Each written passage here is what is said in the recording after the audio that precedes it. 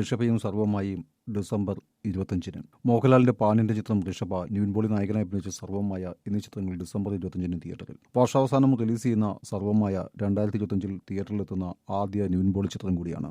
തെലുങ്കിലും മലയാളത്തിലുമായി ചിത്രീകരിച്ച ഋഷഭയിൽ മോഹൻലാൽ ഇരട്ട വേഷത്തിലെത്തുന്നു.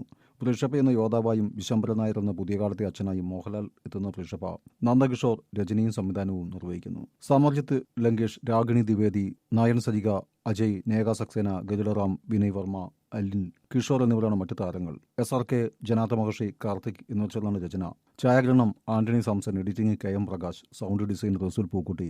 ആശീർവാദ് സിനിമാസാണ് കേരളത്തിൽ വിതരണം. അഖിൽ സത്യൻ സംവിധാനം ചെയ്യുന്ന സർവ്വമായ ഫാന്റസി ഹൊറർ കോമഡി ചിത്രമാണ്. നിവിൻ പോളിയുടെ പഴയ കോമഡി എന്റർടൈനർ ഭാവത്തെ ഓർമ്മിപ്പിക്കുന്ന ലുക്ക് ആരാധകരെ ആവേശത്തിലാക്കുന്നു. നിവിൻ പോളിയും അജു വർഗീസും ഒരുമിക്കുന്ന 10ാമത്തെ ചിത്രം എന്ന പ്രത്യേകതയുണ്ട്. ജനാർദ്ദനൻ, രഘുനാഥ് പലേരി, മധു വാര്യർ, അൽതാഫ് സലീം, പ്രീതി മൂന്തൻ എന്നിവരാണ് മറ്റു താരങ്ങൾ. ഫയർഫ്ലൈ ഫിലിംസിന്റെ ബാനറിൽ അജയ് കുമാർ, രാജീവ് മേനോൻ എന്നിവർ ചേർന്നാണ് നിർമ്മാണം. ഛായാഗ്രഹണം ശരൺ വേലായുധൻ, സംഗീതം ജസ്റ്റിൻ പ്രഭാകരൻ, എഡിറ്റിംഗ് അഖിൽ സത്യൻ, രതിൻ രാധാകൃഷ്ണൻ.